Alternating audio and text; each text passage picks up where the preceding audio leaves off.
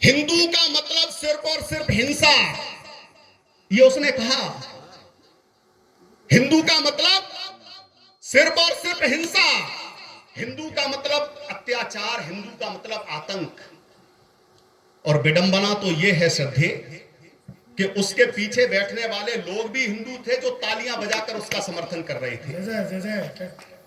एक बात और हुई थी साहब, महाभारत का दृश्य याद कर सकते हैं।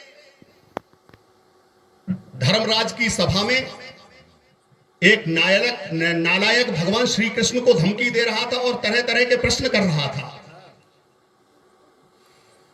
गालियां दे रहा था। मुझे याद आया, मैंने 4 पंक्तियां कही कि दृश्य वही है, आज ये भटक गया है, कल वो भटका था। उपाय मैंने बताया, उपाय आप तक पहुंचे और सही उपाय हो तो फिर मुझे एहसास कराना। प्रभु, विषधर के फैले फन पे नर्तन की जरूरत है। प्रभु, विषधर के फैले फन पे नर्तन की जरूरत है। यहां हर कालिया के मान मर्दन की जरूरत है। यहां हर कालिया के मान मर्दन की जरूरत है। बहुत पैदा हुए शिशुपाल, हरदम लांघते सीमा। बहुत पैदा हुए शिशुपाल, हरदम लांघते सीमा। कन्हैया लग रहा तेरे सुदर्शन की जरूरत है। क्या बात है, जिंदाबाद मनोज भैया। बहुत पैदा हुए शिशुपाल, हरदम लांघते सीमा। कन्हैया लग रहा तेरे सुदर्शन की जरूरत है। बदनाम कर दिया साम्यवाद भारत के कुछ गद्दारों ने, माहौल प्रदूषित कर डाला। अरे अपने घर के मक्कारों ने ना वंदे मातरम गाएंगे, बस पाकी परचम फहराएंगे और तिरंगा अपमानित कर घावों पर नमक लगाएंगे। बेसुने हमारी बात, मुल्क पर आंच नहीं आने देंगे। गोरी कासिम चंगेजों को वापस ना जाने देंगे। अस्तित्व मिटाने दुश्मन का संकल्प हृदय में पालेंगे। जो नजर उठाएगा उसके टुकड़े टुकड़े कर डालेंगे। खंडित करने को अहंकार नरसिंह कलम बन जाएगी। ये अरिमुंडों पर उछल उछल कर वंदे मातरम गाएगी। भारत माता की वंदे वंदे। ये अरिमुंडों पर उछल उछल कर वंदे मातरम गाएगी। और क्यों ना गाए वंदे मातरम। पुलवामा का हमला हो गया साहब, हमारे 44 निर्दोष नौजवान पुलवामा के हमला में शहीद हो गए साहब। उनको लड़ने का अगर एक मौका दिया जाता तो मेरा मानना है एक एक नौजवान 44 हजार दुश्मनों को मारने का दम रखता था। लेकिन वे अपने प्रियतमों की याद में सोते हुए जा रहे थे। एक विस्फोट हुआ और पूरी बस एक मलबे के ढेर में तब्दील हो गई। सुनना गुड़िया सुनना, मैंने वो दृश्य देखा है, मैंने जिया उस दृश्य को, अपनी इन खुली आंखों से वो दृश्य देखा। एक मलबा का ढेर, 44 नौजवानों का शव वो मलबे के ढेर में तब्दील हो गया। सोचने की बात यह है कि वो 350 किलो RDX आखिरकार पाकिस्तान की सीमा से हिंदुस्तान की सीमा में कैसे आई। कोई ना कोई दोगला भाई हमारा उस कृत्य में जरूर शामिल था। पुलवामा का हमला हो गया, हमारे 44 जवान शहीद हो गए। हमारी जनपद मैनपुरी में एक कस्बा बरनाहल पड़ता है, उस बरनाहल जनपद में राम वकील जी शहीद हुए, CRPF में नौकरी करते थे। जब सीमा में गए थे 6 फीट के थे। जब उनका पार्थिव शरीर आया, मुझे उनका पार्थिव शरीर देखने का सौभाग्य प्राप्त हुआ। उत्सुकता बस गया, पूरा बरनाहल सड़कें जाम हो गई साहब। तिरंगा आया, तिरंगे में लिपटी हुई पेटी आई, रखी गई। लोग सोचने लगे कि राम वकील जी जब गए थे सीमा में तो 6 फीट के थे, अब आए हैं शहादत देकर, इस देश पर शहादत देकर जब लौटे हैं तो कैसे दिख रहे होंगे। भीड़ ने उस पेटी को घेर लिया साहब, मैं भी उसमें था। मैं आंखों देखा दृश्य बता रहा हूं, झूठ नहीं बोल रहा साहब। आसमान का दृश्य मधुर भैया, आसमान का दृश्य मानो लाल रक्त में सना हुआ खून के आंसू बहा रहा हो, खून के आंसू गिरा रहा हो। राम वकील जी का पार्थिव शरीर देखने के लिए सब लालायत। सोचना साहब, हमारे गांव से एक बच्चा जाता है, लोग कहते हैं उसकी शादी के लिए कि बच्चे को देख लो तो लोग कहते हैं जिसको सरकार ने पसंद कर लिया उसको हम क्या पसंद करें, जिसको देश ने पसंद कर लिया उसको हम क्या पसंद करें, हमें लड़का पसंद है। आज वही राम वकील जी 6 फीट के गए थे और जब लौटे तिरंगा हटाया गया साहब, पेटी खोली गई, दृश्य देखकर अचंभित रह गया। 6 फीट के राम वकील 150-200 ग्राम मांस के लोथड़े में नजर आए। इन लोगों ने शहादत दी है। लोग कहते हैं देवता कहां हैं, भगवान कहां है, देवताओं की पूजा कहां है। हम ये कहते हैं ये वही देवता है जो सरहद पर खड़े होकर हम सबकी रक्षा करते हैं। जिंदाबाद जिंदाबाद, ये ईश्वर है हमारे। 4 पंक्तियों ने जन्म लिया, पंक्तियां पढ़ना चाहता हूं। स्वागत है भाई। कैसे लिखूं भारती की आरती में शोक गीत, मीत मेरी जीत हार को विसार दीजिए। कैसे लिखूं भारती की आरती में शोक गीत, मीत मेरी जीत हार को विसार दीजिए। शत्रुओं की क्रूर दृष्टि की बयार और भ्रष्ट, चाहता है देश क्रूर सा संहार कीजिए। शांत भावना है, शांत भावना है गांधी नीतियां पुनीत ढोंग, छोड़ वार्ता के सार को प्रहार कीजिए। देश की यही है मांग, छोड़ शांति वाला स्वांग, आता ताइयों को आप गोली मार दीजिए। आता ताइयों को आप गोली मार दीजिए। क्या बात है। और ये काम हुआ साहब, ये काम हुआ। हमारे यशस्वी प्रधानमंत्री जी ने आदेश दिया सेना को, जब तक 13 दिन पूरे हों हमें हमारे सैनिकों की शहादत का बदला चाहिए। हमारी सेना ने सर्जिकल एयर स्ट्राइक किया, दुश्मन मुल्क के तमाम सैनिक मार गिराए, हमारे सैनिकों की शहादत का बदला लिया। हमारे ही बीच से एक नेताजी खड़े होकर कहने लगे, मोदी जी सेना ने कितने जवान गिराए, पड़ोसी मुल्क में कितने जवान मारे सेना ने। मोदी जी तुम्हारी सेना उस शौर्य का सबूत दे, सर्जिकल एयर स्ट्राइक का सबूत दे। किसी भी 2 कौड़ी के नेता में इतनी हिम्मत नहीं है साहब जो हमारे देश के सैनिकों के सब प्रमाण का सबूत मांग सके, उनकी काबिलियत का सबूत मांग सके। मैंने जवाब दिया, भारती के लाल यही सोचते हैं बार बार, फर्ज कोई भारत महान से बड़ा नहीं। अच्छा भी। क्या है सेना के शौर्य का सबूत? भारती के लाल यही सोचते हैं बार बार, फर्ज कोई भारत महान से बड़ा नहीं। केसरिया ध्वज को अरे उठा के सोचते हैं वीर, मान कोई देश के गुमान से बड़ा नहीं। रोटी राजनीति वाली सेकना ये बंद करो। नेता अभिनेता हिंदुस्तान से बड़ा नहीं और सैनिकों के शौर्य का सबूत मांगते हो। सुनो, सबूत कोई देश के जवान से बड़ा नहीं। वाह, सबूत कोई देश के जवान से बड़ा नहीं। एक शहीद जब हिंदुस्तान से विदा होता है, ये नौजवान पीढ़ी जो है ना, इस पर आरोप बहुत लगते हैं। मैं भी 44 वर्ष का हो गया, अब भी उठता हूं तो पिताजी की गालियां सुन के ही उठता हूं। आरोप बहुत लगते हैं, लेकिन साहब यही जब नौजवान पीढ़ी तिरंगे में लपेटकर हमारे देश पर, नौजवान पीढ़ी ये हमारे देश पर न्यौछावर होकर जब उसी गांव में आती है तो सबसे पहले गालियां देने वाले पिता का ही सीना चौड़ा हो जाता है साहब। और वो कहता है एक बेटा है, दूसरा होता तो उसे भी सेना में भेज देता। जब इस देश से शहीद विदा होता है, बेटा जयपुर का खत्म हो, सीमा पर शहादत देकर लौटे तो आंखें छिंदवाड़ा की नम हो जाती हैं। बेटा छिंदवाड़ा का अगर शहादत देता है तो आंखें मैनपुरी की नम हो जाती हैं, और बेटा अगर मैनपुरी का शहादत देता है तो नागपुर रोने लगता है। बेटा नागपुर का शहादत देता है तो दिल्ली रोने लगती है।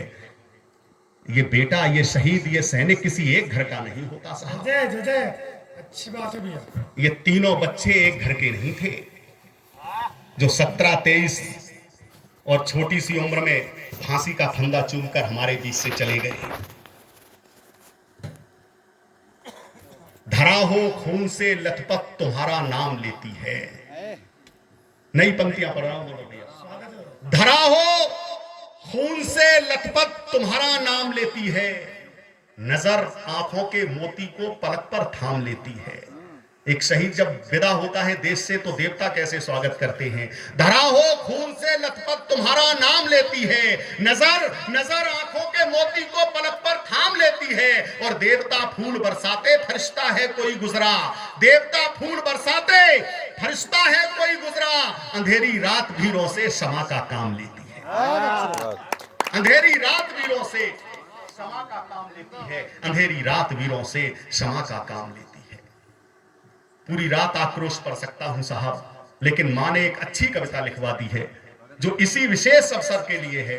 मैं वो कविता पढ़ना चाहता हूं। स्वागत है दादा। शहीद शिरोमणि पंडित चंद्रशेखर आजाद मात्र 15 वर्ष के थे। श्रद्धेय बाबूजी, मेरा यहां आना और कविता पढ़ना सार्थक हो गया। मैं आपके चरणों में प्रणाम करूंगा। पंडित चंद्रशेखर आजाद मात्र 15, भूमिका सिर्फ कुछ सेकंड की आपके बीच में रखता हूं। 15 वर्ष की बालक की कविता आपके बीच में पढ़कर जाना चाहता हूं।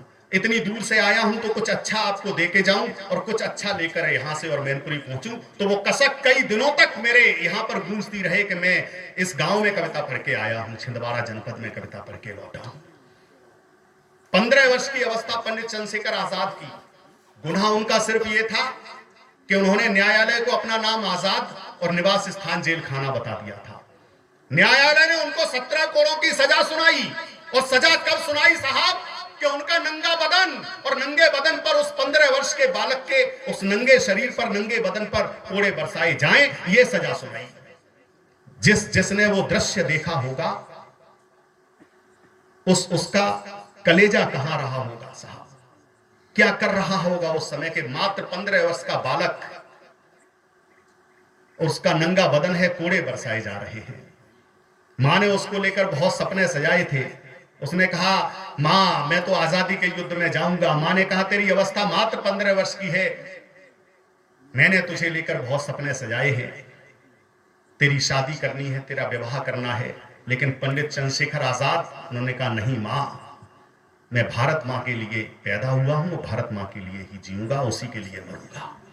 सिर पर कफन बांधकर पंडित चंद्रशेखर आजाद 15 वर्ष की अवस्था में आजादी की जंग में कूद गए। यही मध्य प्रदेश झाबुआ क्षेत्र, यहां से निकलकर हमारे उत्तर प्रदेश में बाल लीलाएं की, और वो क्षेत्र झांसी का जहां पर उन्होंने क्रीड़ाएं की, काकोरी कांड किया, ये सब तमाम इन लोगों ने क्या क्या नहीं किया। मैं कविता पढ़ना चाहता हूं, पंडित चंद्रशेखर आजाद जी को आपके बीच में पढ़ना चाहता हूं, लाना चाहता हूं इस मंच पर पंडित चंद्रशेखर आजाद जी को।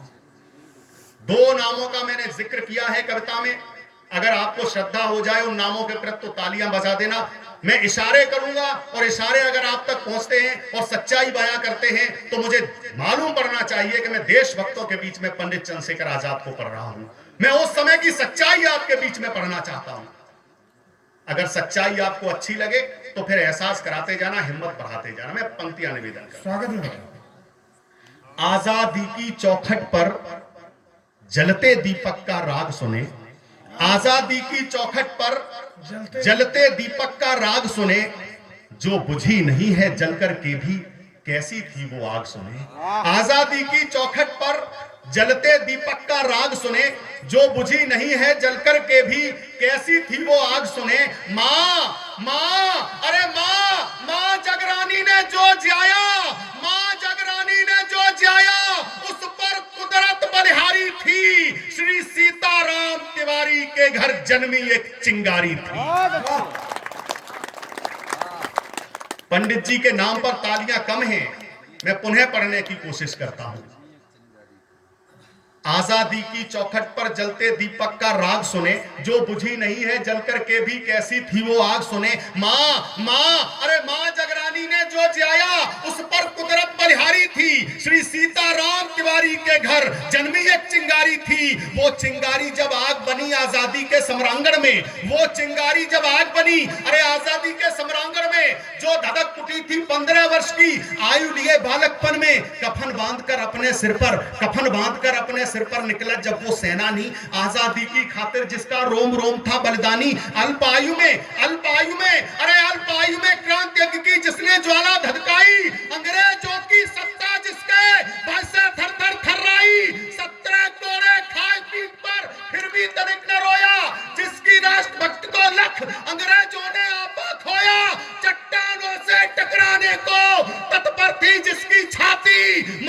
दिव्य दिवाकर को छूकर मानेगा संपाति।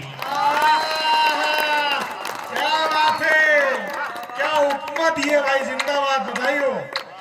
मानो दिव्य दिवाकर को छूकर मानेगा संपाति। क्या प्रणाम करता हूं साहब। क्या बात है, क्या बात है, क्या बात है, जिंदाबाद भाई। कठौतिया के आप सब सुधी श्रोताओं के चरणों में प्रणाम करता हूं। चट्टानों से टकराने को तत्पर थी जिसकी छाती, मानो दिव्य दिवाकर को छूकर मानेगा संपाति। जिसकी आंखें आजादी का सपना देखा करती थी, अरे मां के लिए समर्पित जीवन अपना देखा करती थी। इंकलाब के स्वर जाकर जब हिमगिर से टकराते थे, जय हिंद स्वरों से अंग्रेजों के कंगूरे ढह जाते थे, वह सिंह भारती का बेटा आजादी का परवाना था। भारत आजाद कराने का प्रण अपने मन में ठाना था।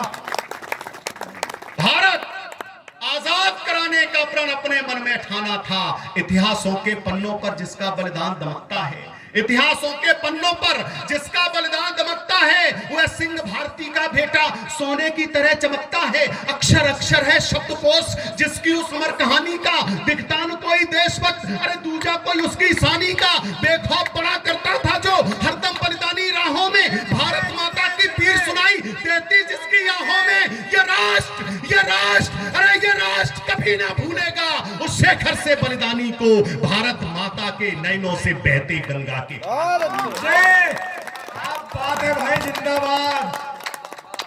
ये भारत राष्ट्र नहीं भूलेगा, ये राष्ट्र कभी ना भूलेगा उस शेखर से बलिदानी को, भारत माता के नयनों से बहते गंगा के पानी को। कुछ सत्ता पाने के लोभी सत्ता के मद में चूर रहे। कविता उस मुद्दे पर पहुंच गई है साहब, उस मोड़ पर पहुंच गई है जहां पर कुछ तत्कालीन राजनीति के बड़े लोगों के काले चिट्ठे खुलने शुरू होंगे। कुछ सत्ता पाने के लोभी सत्ता के मद में चूर रहे, जो मिटे भैया सुन ले, तुम्हारी उम्र के नहीं थे पंडित चंद्रशेखर आजाद, तब गोली अपने सीने पर खाकर शहीद हो गए थे भारत माता के लिए। ये हमारे देश की पीढ़ी है जो सुनना नहीं चाहती अपने बुजुर्ग को। स्वागत भैया, पढ़े आप। आज उन्हें कुरान की आयतें याद हो जाती हैं, लेकिन हमारे बच्चों को हनुमान चालीसा याद नहीं होता। आज उन्हें अपने सभी उनके कुरानों के जितने भी हैं सब याद होगा, लेकिन हमारे बच्चों को हमारे मुख्य देवताओं के नाम तक याद नहीं होंगे। क्यों? क्योंकि हम खुद नहीं चाहते। खैर, कुछ सत्ता पाने के लोभी सत्ता के मद में चूर रहे, जो मिटे देश पर कुछ नेता ऐसे लोगों से दूर रहे। पंडित चंद्रशेखर आजाद प्रयागराज गए इन 3 बच्चों की फांसी को रुकवाने के लिए। मैं खोलना चाहता हूं कुछ काले चिट्ठे। आप सब वे लोग हैं जिन्होंने इतिहास को जिया है कहीं ना कहीं। अगर आपका भाई, आपका बच्चा सही बात आपके बीच में कह रहा है तो समर्थन करना, मैं कुछ आगे अच्छा लिखने का प्रयास करूं। एक अमुक व्यक्ति से मिलने पंडित चंद्रशेखर आजाद प्रयागराज गए और उनसे कहा कि श्रद्धे, जिन्होंने सजा सुनाई है वे आपके मित्र हैं। आप अगर कहेंगे तो उन 3 बच्चों की फांसी माफ हो सकती है, हो सकता है कुछ छोटी मोटी सजा दे दी जाए। ये 17, 21, 23 साल की अवस्थाएं हैं, ये फांसी पर चढ़ने की नहीं है। सुखदेव, भगत सिंह, राजगुरु, ये वे बच्चे हैं जिन्होंने भारत माता के लिए काम किए हैं। अगर आप चाहेंगे तो उनसे बोलेंगे तो हो सकता है कुछ छोटी मोटी सजा दे दी जाए, फांसी नहीं होगी। बच्चों की लंबी उम्र जीनी है। पंडित चंद्रशेखर आजाद से कहा गया, चंद्रशेखर तुम अल्फ्रेड पार्क में हमारा इंतजार करो, मैं कुछ व्यवस्था कर रहा हूं। श्रद्धेय, इस व्यवस्था शब्द को अंडरलाइन करना। तुम अल्फ्रेड पार्क में हमारा इंतजार करो, मैं कुछ व्यवस्था कर रहा हूं। इस व्यवस्था शब्द को अंडरलाइन करिए। अभी बताएगी कविता की क्या व्यवस्था की थी उन्होंने। और साहब, ये अंग्रेज जब हिंदुस्तान छोड़ के गए तो सबके काले चिट्ठे अपनी जीवनी में, अपनी डायरी में लिख कर गए। ये अपने बाप तक के सगे नहीं हुए तो हमारे क्या हो जाएंगे। क्या बात है, क्या बात है। उसने लिखा कि मैं अपनी डाइनिंग टेबल पर बैठा हुआ नाश्ता कर रहा था। तत्कालीन भारत के वे बड़े व्यक्ति, उनका रसोइया, उनका लिखा हुआ एक खत लेकर मेरे पास आया, जिसमें लिखा था कि तुम्हारा शिकार अल्फ्रेड पार्क में तुम्हारा इंतजार कर रहा है। क्या कहने, ये व्यवस्था की गई थी, तुम्हारा शिकार अल्फ्रेड पार्क में तुम्हारा इंतजार कर रहा है। सत्ता के बड़े दलालों को हमने फूलों के हार दिए, सत्ता के बड़े दलालों को हमने फूलों के हार दिए। जो आजादी का समर लड़े उनको फांसी के उभार दिए। हम सबने उनको गले लगाया जो राजनीति के दास रहे, पर उनको सब भूल गए जो आजादी में खास रहे। और उनको सब भूल गए।